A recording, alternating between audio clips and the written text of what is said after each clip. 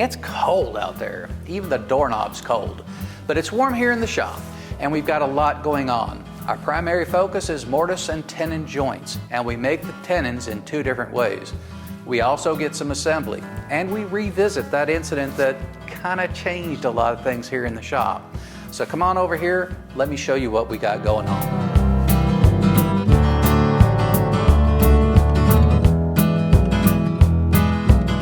A set of nightstands.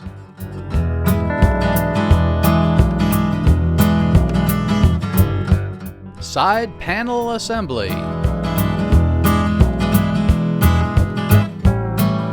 With the legs on the run, we can focus on the side assemblies, and that's going to start with the upper and lower side panels. Now these are running in 100th thick. All that's going to disappear once we get to the drum sander. We'll get rid of all the middle marks at that point. Now, what we're going to focus on first is the length. All 8 of these boards are cut to 16 3/4, and we'll do that on the miter saw. But after that, we got to focus on these tenons. Now, these tenons are through tenons, and I have sizes that I have to stick to. For these, they're 1/2 inch. Well, there's 2 tops and 2 bottoms here, and we cut them all at the same time. In other words, each nightstand had their panels cut, and they're all uniform and consistent. So when we come across here, we want to make our shoulder cuts here at 2 1/4 inches. If we get one right, they're going to be right across the whole field. Now, if one is a little longer than the other, and it's not more than about 1/1000th, but if it is, at least it's consistent across the whole nightstand. And at this point, with just thousandths of an inch that we're playing with, the consistency is more important than the accuracy. So that's why we're cutting all of these at the same time. We raise the blade, I need 1/8 of an inch cut.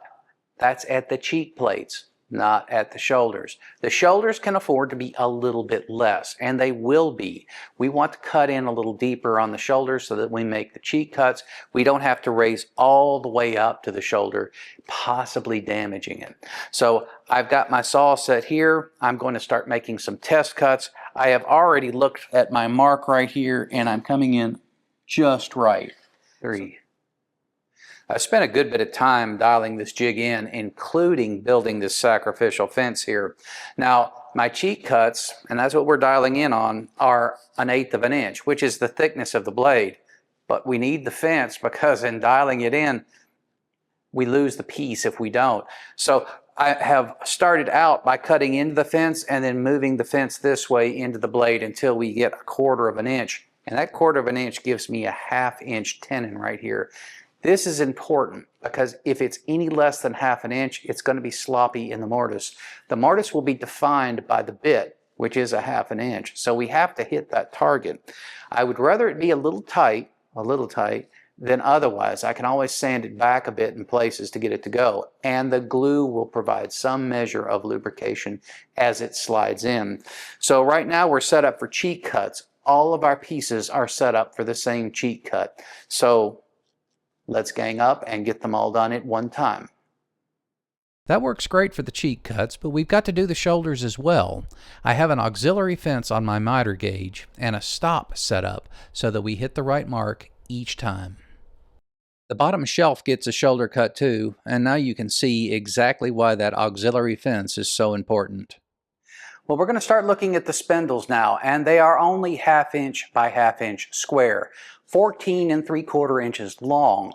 So I've been diligent about saving all of my scrap, and we're going to make them out of that, or at least we hope we'll get all of them out of that. There are 14 per nightstand, 28 in total. We'll sort through our scrap and cut it to rough length on the miter saw. I need a flat face and a square edge, and the best tool for that is the jointer. The planer will take that other face and make it parallel, and it'll also take it to width. We're going to finalize the length on the table saw. The first cut is just to square up one edge. We'll turn the piece over and drop our stop, and then we'll go ahead and cut the other side. This ensures that all the pieces are going to be the same length.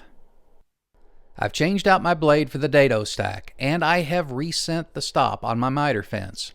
Cutting these tenons is short work once the blade is set at the right height.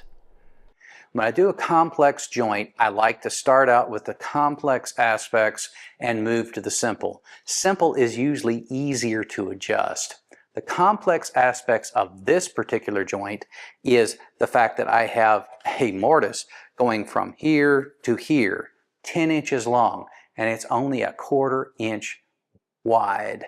And that is a problem. And to get a good, clean, consistent line with this guy right here won't happen. I don't care how good you are with your machine or how well you adjust it. Even the wood will move it from place to place. So what we're going to do is we're going to get 90% of it cut here on the table saw.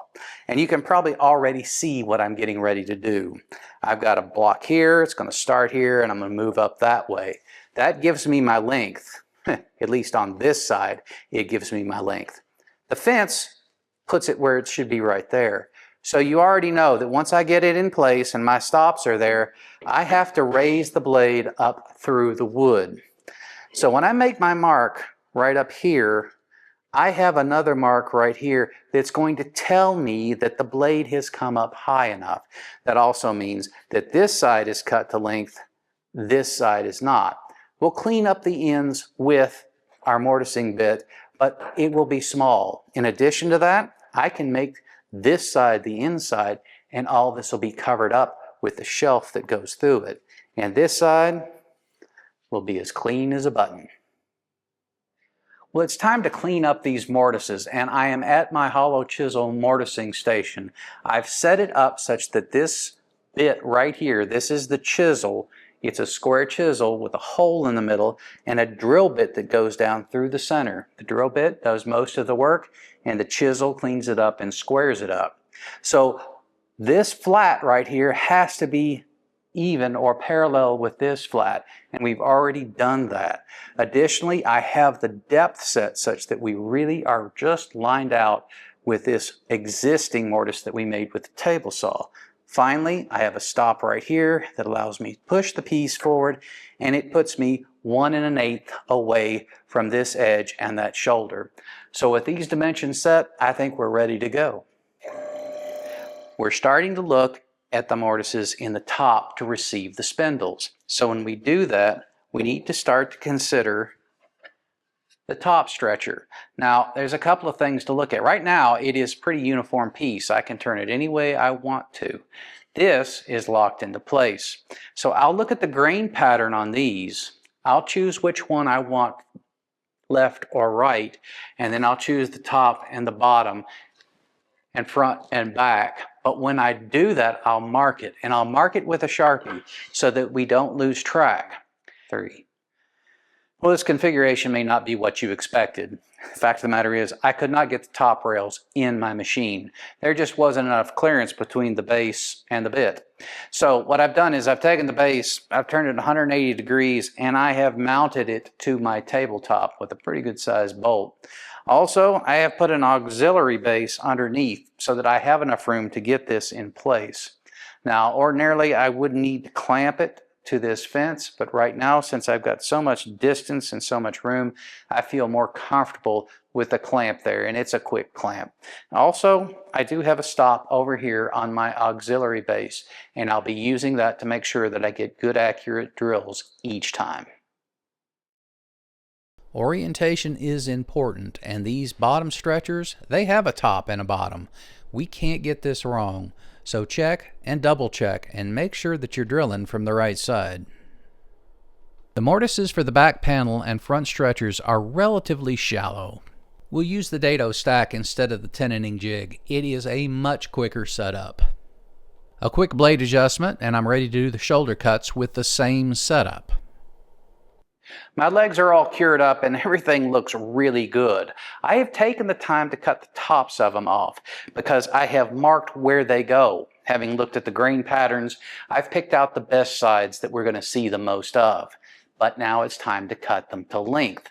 And the important thing here is everything needs to be absolutely consistent. If it's not, the table wobbles. Okay. This is a little bit unconventional, but I've got a big miter saw. I have support for my workpiece here, here, here, and a little bit right there. Now I've taken the time to measure from this point to this line right here, and my stop lines up just accordingly. And I have clamped this. This is very tight in there. What is really tight is this right here, and I have this nailed down hard. So this piece is not going to move. I will have consistent cuts each time. All I have to do is take my piece, put it in place, and move it against the stop, and I'm in good shape. We're set up here on our hollow chisel mortiser, and we're focusing on the mortises for the top side rails. And I have one of them right here. This particular side rail is about 7 inches this way, and I have a 1-inch reveal here and a 1-inch reveal here. So that's 5 inches.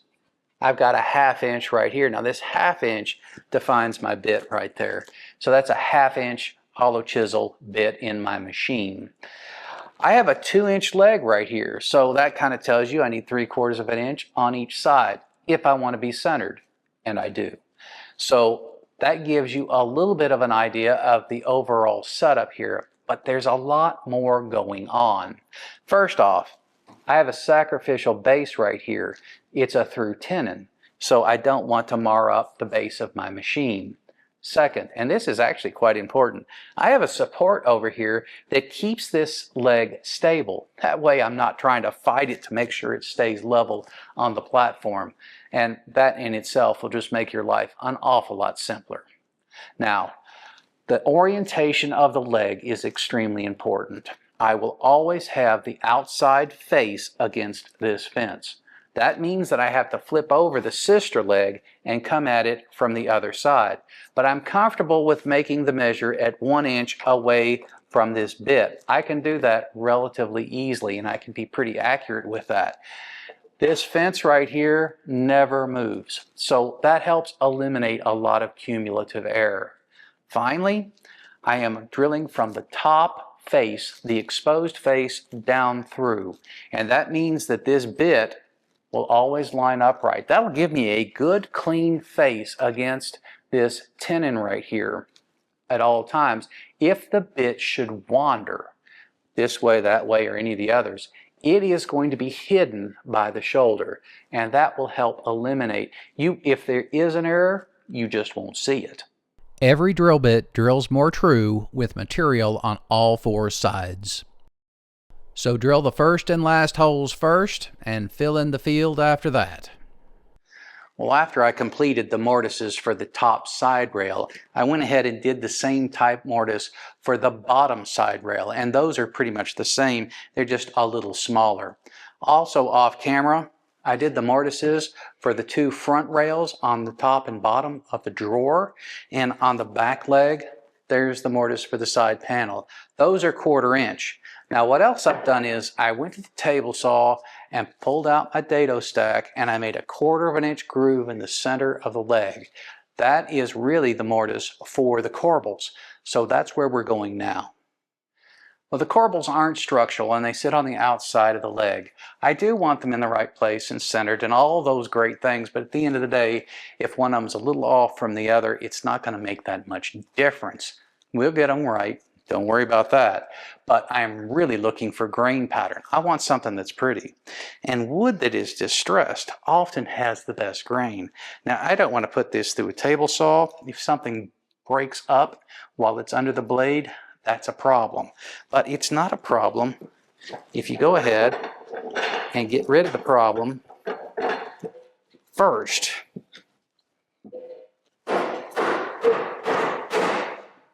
Now I can take both pieces, we can move them through the blades, and I'll get quite a few corbels out of that piece of scrap. I don't think you ever stop milling up lumber on a project. There's always something else, and this is no different. We've got faces to get flat and edges to get square. And after that, you got to get it the right thickness. I've changed out my 3/4 inch blade for an 1/8 inch blade because we've got a little detail work to do here. And I've got my sketch laid out on this piece. This is my first blank. Got a good square edge here and a good flat side right there. And we've planed parallel. This side's still rough, but it doesn't need to be squared up yet. And I might actually get an extra one out of this edge right here because it's slanted. Now the reason you see so many lines on this is that I am not exactly sure how this is going to work out yet. The aesthetics are difficult because I have a 1/4 inch tenon here that runs the length. That's what fits into the leg. That gives it stability while it glues up. So we're going to take a couple of passes at this. This is the first piece I have here. We'll stay outside the line. This is the only freeform edge in the project, so I'm having a good time with the bandsaw.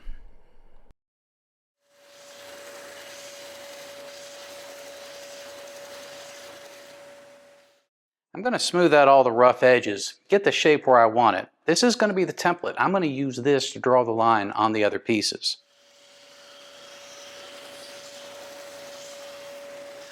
I'm not going to put the tenon on this edge right now. I need the stability of this to get the next cut. I'm also looking at this piece right here, which actually has very good grain. If I take this and put this here, I'll get at least 3, I might get 4 corbels out of this one piece. That will offer consistency from the grain standpoint, and it saves material. So I think what I'm going to do is mark a line here, go to the bandsaw, make a cut. We'll clean that up on the jointer.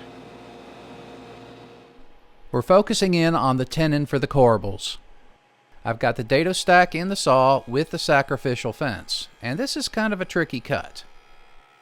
I have 2 magnetic feather boards keeping the work tight against the fence, and I'll use my push sticks to push it through. There's a lot of blade and not a lot of room, so I'm treating this with a little respect. Well, through tenons are a hallmark of arts and crafts furniture, and as you can see, we've got quite a few of them to do here. Now, when you have a through tenon, you'll usually find it's chamfered on the end, and this is no different. And I have set up here to make the chamfers on the side rails, top and bottom. And part of that setup here is getting this fence in the right place. I have got this fence and I've got the blade buried in it. I made a number of test cuts. This is at 45 degrees. And right now, with the blade buried in it, I can push this piece through and I can achieve a nice tenon right here. It doesn't go all the way back and meet the line. I'm going to be proud and chamfered, which is what I want for this particular look. I also want a particular bit of flat right here. This is going to be adjusted to your personal taste when you do it on your saw.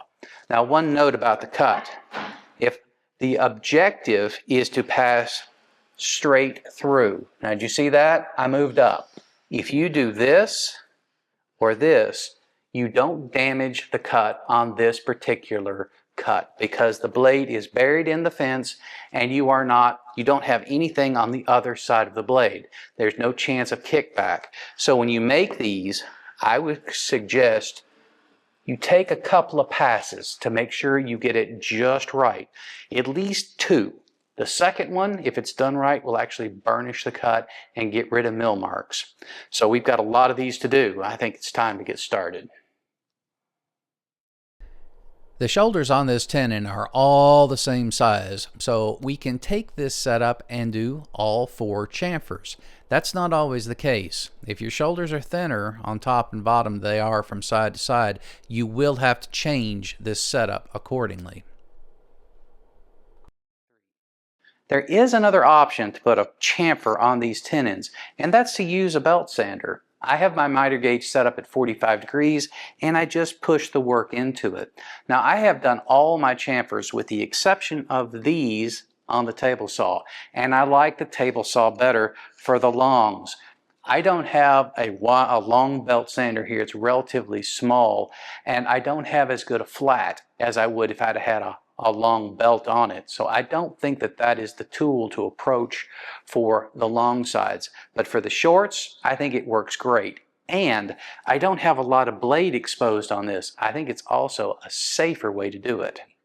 Well, sanding is a necessary evil. It goes pretty quick with a random orbital sander. And it is a little bit more difficult with pieces like this, because you would think to yourself, how am I going to get this to work?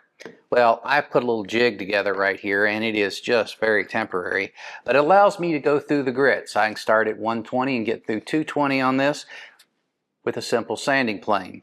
Now, you might think that something small like this doesn't warrant the effort, but you would be wrong. These 7 of them compose one side of one of these nightstands, and it allows us to take a look. Once we've got it sanded down really nicely, the grain explodes. Pick the grain that you're going to see, put it to the outside. This is a very complex assembly, and the reason for that is I have through tenons on the top and bottom. That ordinarily wouldn't be enough, but I have all the spindles that go in between them all have to be set first, and unfortunately these two tenons are an incredibly tight fit in these mortises. So I'm going to go ahead and set up the camera to film from overhead.